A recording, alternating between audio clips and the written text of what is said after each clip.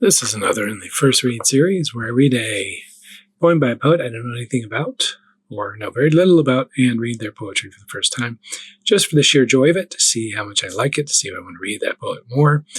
Sometimes I might be completely off, because I feel like sometimes when you know more about a person's work, you kind of see what they're doing, their theories, you kind of get a bigger sense of it. So we can go from there.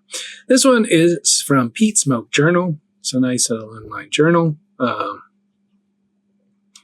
I think I originally was drawn to it just from the title, but this one, I don't know anything about this writer. This one is Aphorisms for an Aswang by Louise Leyson.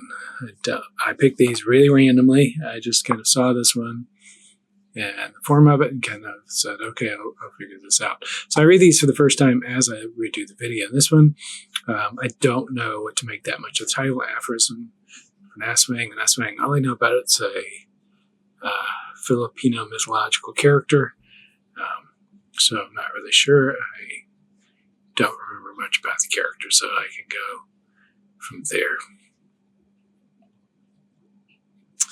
I always start with the form of a poem when I look at it. This one, I can see it's written in 1, 2, 3, 4, 4 stanzas with 3 lines, and the last one is 2. Let's see if there's any repeating. Asphalt, someone, relief, people, do, bank money. Okay, I'm not seeing any rhyme specifically, so I'm assuming this is free verse. Let me look at the line count here, the syllable count. Nobody tells you adoration. It's asphalt, so that's pretty decently long line. Road towards the future, or at least, towards imagining it, because to adore someone, that's a little different. Means wanting them to see them tomorrow. Relief. Okay, so I was kind of surprised. The lines I counted out of the first 4, 3 of the first 4 are 12 syllables. Let's see about the 5th one, like your chest when you do. No, that's not. It's a shorter line. Okay, so there's some variation of the lines with the beginning. They look like they start longer and get a little shorter. So free verse, I'm guessing we'll see as I go along. I always look at a form because I think it kind of tells you a little bit about the aesthetics of the piece and what the person's going for. You also have the history of the form that works into it, what has been done with the form in the past, what somebody might be doing. So this one, I look at the ends. So there's not,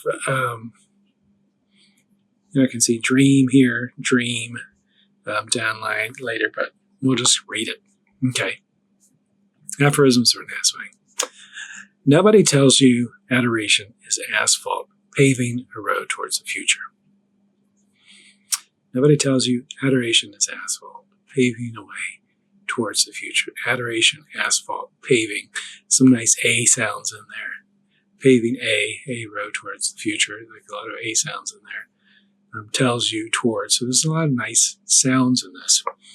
Nobody tells you beforehand. This is like an aphorism, like a nice little saying.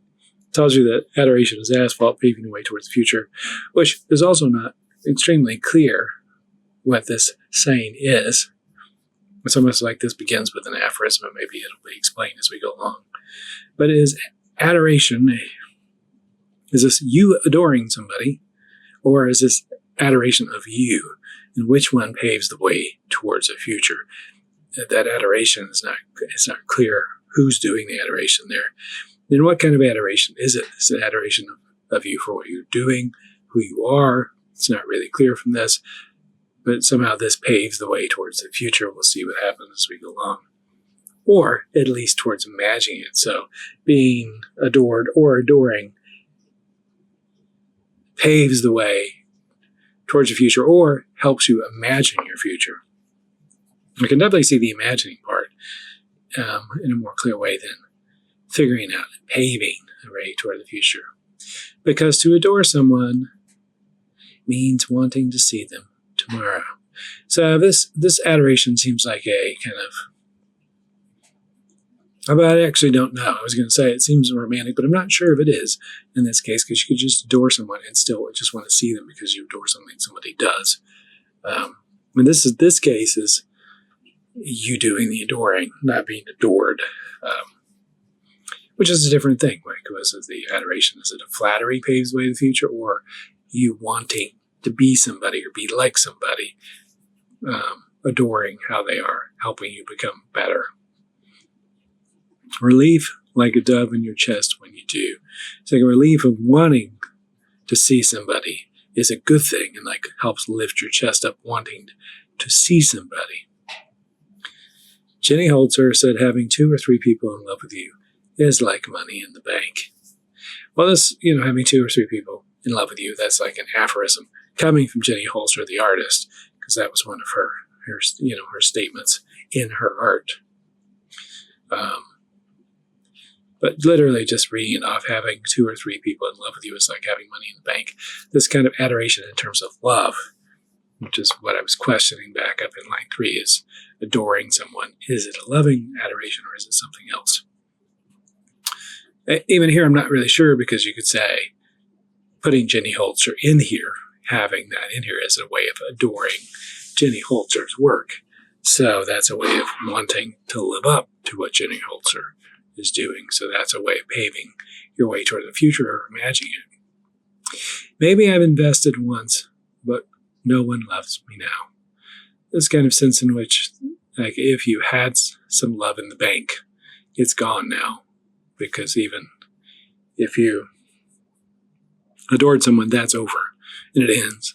So I guess I have no money and no future, which plays all the way back to the beginning. If there is no adoration, you're not adoring, or nobody's adoring you. Is there a future? Or, is there this built up presence in your life to keep going forward? So what?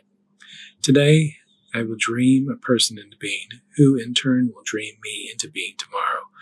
This kind of way in which not relying on somebody else for adoration, relying on yourself to imagine a future instead of needing to have somebody else involved in that.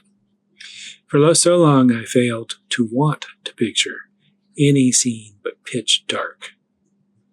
For so long, I failed to want, so often, so much in the past, this poet has not been able to, the speaker, I should say, speaker has failed to picture a scene that would want to move them forward, but now they're willing themselves a person who is going to dream them into tomorrow. So they're imagining a way to picture the scene. But pitch dark like a sail unfurling, always ahead of me. So this kind of, the only thing this person had was pitch dark, like a sail unfurling, always ahead of me, like a sail unfurling. I'm assuming this is not a sail on that same boat one is on. Maybe it's a sail in the future, beyond one's boat. So one sees it and it's always far ahead of you, like you're chasing after that sail. The image of a sail unfurling on the boat you're on doesn't seem to kind of work with what's being said here, but I'm not sure if that's what's meant. So, a lot of nice sounds here. It kind of shifts into the I as we move along. So if you look at the first 2 stanzas, it's nobody tells you, at least you're imagining it, your chest, and then it turns into I invested, I guess, I have, I will dream.